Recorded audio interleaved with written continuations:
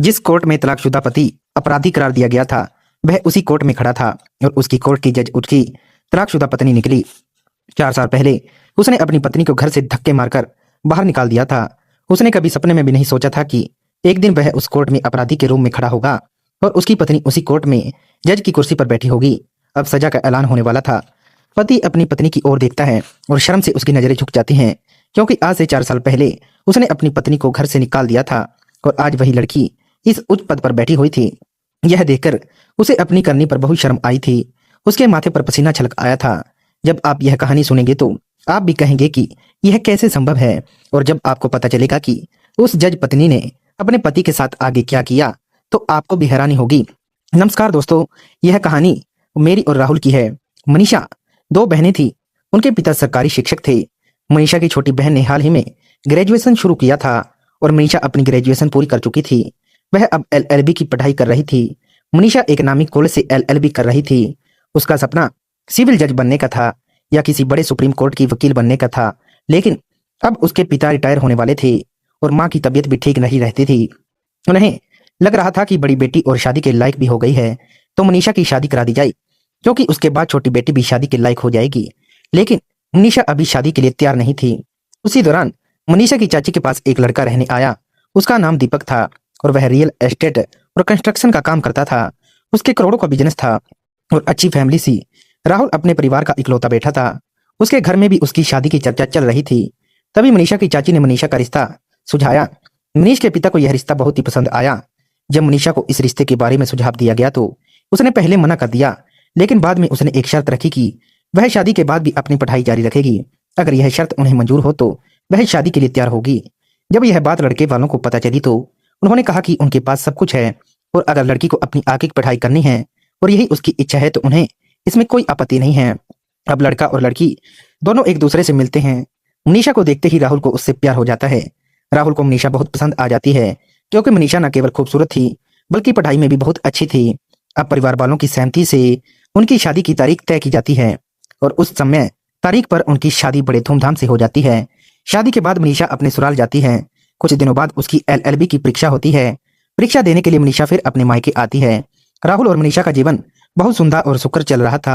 सब कुछ ठीक ठाक चल रहा था। अब उनकी शादी को करीब 1 साल हो चुका था। इसी बीच मनीषा के पेट में अचानक दर्द होता है। डॉक्टर के पास जाकर जांच कराने के बाद पता चलता है कि मनीषा अब मां बनने वाली है और उसके पेट में 9 महीने का बच्चा है।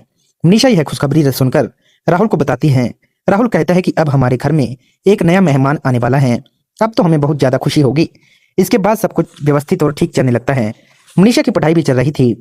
अब मनीषा को लगने लगा कि उसे जज बनने की तैयारी करनी चाहिए, लेकिन धीरे धीरे उसकी तबीयत उसका साथ नहीं दे रही थी। दूसरी ओर राहुल अपने रियल एस्टेट के बिजनेस में व्यस्त था। उसी काम में उसकी एक दोस्त भी थी जिसका नाम कंचन था। कंचन के साथ उसकी दोस्ती बढ़ती जा रही थी। अब राहुल मनीषा को उतना समय और महत्व नहीं दे रहा था। झूठ बोलकर वह अधिकतर समय घर के बाहर ही बिताने लगा। कभी दिल्ली तो कभी मुंबई जाने का बहाना करके वह बाहर निकल जाता। हर बार कहता कि वह अपने बिजनेस के काम से बाहर जा रहा है। राहुल अब 2 दिनों से गायब था। तब मनीषा के मन में कुछ विचार आते हैं। एक रात वह उसे फोन करती है। रात के करीब 12 बजे का समय होता है। जब मनीषा ने राहुल को कॉल किया तो कॉल गलती से उसकी बिजनेस पार्टनर कंचन ने उठाया। मनीषा ने कहा, राहुल को फोन दो, मुझे उससे बात करनी है। इस पर कंचन ने कहा, राहुल अभी थोड़ा बिजी है। मनीषा ने गुस्से से पूछा, रात के 1 बजे वह किस चीज में बिजी है? कंचन घबरा गई और बोली, नहीं नहीं, वह सो रहे हैं। मनीषा ने कड़ाई से कहा, अगर राहुल वहां सो रहे हैं तो तुम उनकी रूम में क्या कर रही हो? यह सुनते ही कंचन बुरी तरह घबरा गई और फोन पर ही बहस करने लगी। तभी राहुल जो बाहर गया हुआ था वापस आया और उसे पता चला कि मनीषा का कॉल आया है। राहुल का भी माथा ठंडा हो गया। दोनों में इसी बात को लेकर झगड़ा शुरू हो गया। रात में ही राहुल वहां से निकल गया और सुबह सुबह मनीषा के पास पहुंचा। मनीषा ने राहुल के साथ खूब झगड़ा किया और कहा, तुम मेरा धोखाधड़ी कर रहे हो। मैं तुम्हारे बच्चे की मां बनने वाली हूँ। मेरे पेट में तुम्हारे 4-5 महीने का बच्चा पल रहा है और तुम अपनी दोस्त के साथ मजे कर रहे हो। मैंने तुम पर आंखें बंद करके भरोसा किया, लेकिन तुमने सिर्फ मेरा विश्वास तोड़ा। राहुल और मनीषा के बीच झगड़ा इतना बढ़ गया कि राहुल ने मनीषा पर हाथ उठा दिया। उसने उसे जोर से धक्का भी दिया, जिससे मनीषा जमीन पर गिर गई और बेहोश हो गई। घर वाले तुरंत उसे अस्पताल ले गए। कुछ समय बाद मनीषा को होश आया, लेकिन उसके पेट में दर्द होने लगा और ब्लीडिंग शुरू हो गई। डॉक्टर ने चेक करने के बाद बताया कि बच्चा पेट में ही मर चुका है और उसे ऑपरेशन से निकालना पड़ेगा, वरना जहर फैल सकता है। राहुल ने उसे इतनी जोर से धक्का दिया था कि वह पेट के बल गिर गई थी। मनीषा की हालत खराब हो रही थी और उसे अस्पताल में 4-5 दिन भर्ती रहना पड़ा। अब जाकर उसका बच्चा दुनिया में नहीं रहा तो उसने अस्पताल की उसी पर फैसला कर दिया कि अब वह इस आदमी के साथ एक पल भी नहीं रहेगी। मनीषा ने तुरंत अपने पिता को बुलाया और अपना सारा सामान लेकर मायके चली गई। उसने साफ शब्दों में कह दिया था, अब मैं इस आदमी के साथ बिल्कुल नहीं रहूंगी। उसके पिता भी कुछ नहीं कह सके। कुछ दिन बाद मनीषा ने कोर्ट में केस दाखिल कर दिया। इस दौरान राहुल कई बार मनीषा को समझाने की कोशिश करता है, उसे मनाने की कोशिश करता है। वह कहता है कि मुझसे गलती हो गई, प्लीज मुझे माफ कर दो और वापस घर चलो। गलती होती है और गलती एक बार होती है, बार बार नहीं। तुम पिछले 1 साल से मुझे धोखा दे रहे थे, मेरे साथ चीट कर रहे थे, लेकिन मैंने तुम पर आंख मूंद कर भरोसा किया और तुमसे प्यार किया, लेकिन तुमने इसका गलत फायदा उठाया। जिस दिन मैंने तुम्हें कॉल किया था उसी दिन मेरा तुम पर से भरोसा उठ गया था। अब मैं कभी तुम्हारे पास वापस नहीं आऊंगी, मुझे तलाक चाहिए। इसके बाद राहुल उदास होकर अपने घर लौट जाता है और मनीषा फिर से अपनी पढ़ाई में व्यस्त हो जाती है। इस दौरान मनीषा अपने पिता से कहती है कि अब छोटी बहन की शादी मत करो, उसे पहले अपने पैरों पर खड़ा होने दो। मनीषा ने अब अपनी एलएलबी की पढ़ाई पूरी कर ली थी और वह सिविल सर्विस की तैयारी करने लगी। कोर्ट के केस में फाइल करने के 1 साल के भीतर ही उनका तलाक भी हो जाता है। कानून के अनुसार राहुल कुछ पैसे देता है, लेकिन मनीषा उन पैसों को लेने से साफ मना कर देती है और कहती है कि मुझे कुछ भी नहीं चाहिए। मनीषा इतनी पढ़ी लिखी थी कि वह खुद ट्यूशन आदि देकर अपना खर्चा निकाल सकती थी। अब मनीषा लॉ के छात्रों को कोचिंग सेंटर में पढ़ाने लगी थी। पढ़ाते पढ़ाते 2 साल बीत गए। इसी बीच आरपीएसएस की वैकेंसी निकलती है और मनीषा परीक्षा देती है। कुछ दिनों बाद उसका सिलेक्शन हो जाता है और उसे एक शहर में सिविल जज की पोस्ट पर नियुक्त मिलती है। जब मनीषा लिस्ट में अपना नाम देखती है तो उसकी और उसके पिता की खुशी का ठिकाना नहीं रहता। सभी लोग मनीषा की बहुत तारीफ करते हैं। पति के इस व्यवहार के बाद भी मनीषा ने हार नहीं मानी। तलाक के बाद भी वह आज लाखों लड़कियों के लिए प्रेरणा स्रोत बन चुकी थी। मनीषा के परिवार में खुशी का माहौल था। मनीषा के पिता को लगने लगा कि अब मनीषा को दूसरा विवाह कर लेना चाहिए, लेकिन मनीषा का अब शादी पर से भरोसा उठ गया था। उसने अपने पिता से कहा कि अब मुझे शादी नहीं करनी है, मुझे खुद को और बेहतर बनाना है और कई लड़कियों की जिंदगी बदलनी है। अगर भविष्य में मुझे वैसा साथी मिला जैसा मैं चाहती हूँ तो मैं शादी के बारे में जरूर सोचूंगी। मनीषा की पोस्टिंग बार बार अलग अलग जगहों पर बदलती रहती थी। एक दिन जब मनीषा एक कोर्ट में सुनवाई कर रही होती है तो एक केस उसके पास आता है। उस केस में एक बुजुर्ग महिला को बुलाया गया था। वह एक बुजुर्ग जोड़ा था जिनकी जमीन पर किसी ने कब्जा कर लिया था और वहां बड़ी बड़ी इमारतें बना दी गई थी। उनकी एक बेटी थी जिसकी शादी हो चुकी थी। कुछ गुंडों ने वहां के नेताओं के साथ मिलकर उनकी जमीन पर कब्जा कर लिया था। इस कारण उनकी शिकायत ना तो पुलिस प्रशासन ले रहा था, ना ही उनके खिलाफ एफआईआर दर्ज हो रही थी। यहाँ तक कि तहसीलदार उनकी एसीडीएम रिपोर्ट भी नहीं बना रहा था। इसलिए उस बुजुर्ग दंपति ने कोर्ट का सहारा लिया और उनका केस मनीषा मैडम के पास सुनवाई के लिए आया। सुनवाई के दौरान दोनों पक्षों को बुलाया गया। जब कोर्ट के सामने दूर पक्ष व्यक्ति खड़ा होता है तो वह कोई और नहीं बल्कि मनीषा का पूर्व पति राहुल होता है, जो आज कोर्ट में अपराधी के तौर पर खड़ा था। उसी पर बुजुर्ग दंपति ने केस किया था और उसके खिलाफ कोर्ट में गुहार लगाई थी।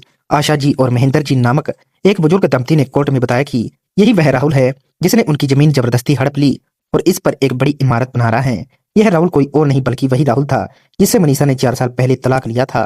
मनीषा ने जैसे ही राहुल को देखा वह उतनी हैरान हुई जितना राहुल मनीषा को देखकर हुआ, क्योंकि मनीषा वही महिला थी जो उसकी पत्नी थी, जिसे उसके धक्के देकर अपने घर से बाहर कर दिया था और उसके गर्भ में पल रहे बच्चे को मार दिया था। आज वही मनीषा एक जज के रूप में कुर्सी पर बैठी थी और राहुल उसके सामने खड़ा था। मनीषा सोच में पड़ गई कि करोड़ों का मालिक होते हुए भी कोई इंसान इतना नीच काम कैसे कर सकता है। जब राहुल ने इस बारे में सवाल किया गया तो उसने कहा, मैडम हमने इस जमीन के पैसे इन्हें दे दिए हैं। जज मनीषा ने राहुल को वे सारे दस्तावेज दिखाए जिनसे साफ पता चलता था कि उसने बंदूक की नोक पर इन बुजुर्गों से जबरन साइन करवाए थे और जो करोड़ों रुपए देने की बात हुई थी वह भी नहीं दिए। उन्होंने बस कुछ हजार या लाख रुपए देकर चुप करा दिया गया था।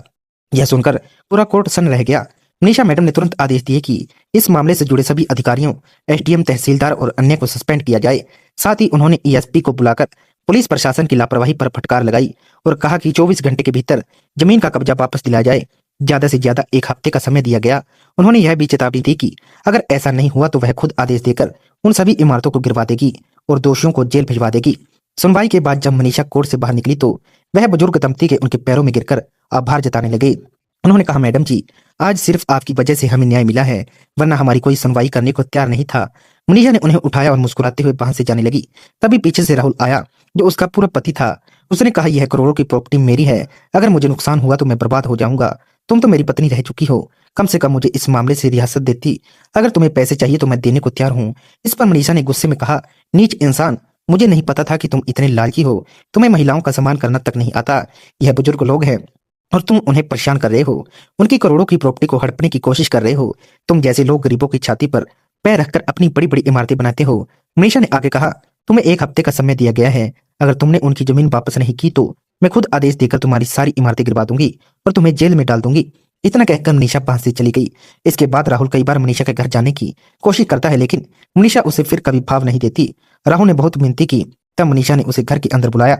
चाय नाश्ता करने के बाद मनीषा राहुल से पूछती है कि तुम्हारी जिंदगी में क्या चल रहा है। तब राहुल ने उसे बताया कि उसने दूसरी शादी करी थी, लेकिन वह पत्नी भी उसे छोड़कर चली गई। इस पर मनीषा कहती है कि तुम्हारी हरकतें ऐसी हैं, इसलिए तुम्हारे पास कोई टिकने वाला नहीं।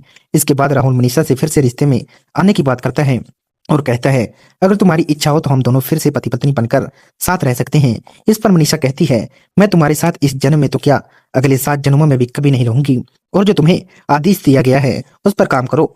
राहुल निराश और उदास होकर उसके घर से बाहर निकल जाता है। एक हफ्ते के बाद कोर्ट में फिर सुनवाई होती है और वह पूरी बिल्डिंग जिस पर राहुल ने कब्जा किया था गिरा दी जाती है। वह प्रॉपर्टी उस बूढ़े दंपति को वापस दे दी जाती है। साथ ही राहुल की कंस्ट्रक्शन कंपनी पर 5 लाख रुपए का जुर्माना भी लगाया जाता है। इसके बाद इस न्याय की कहानी पूरे शहर में और फिर पूरे देश में चर्चा का विषय बन जाती है। लोग कहते हैं कि जज साहब से बिना किसी रिश्ते पर के न्याय दिया।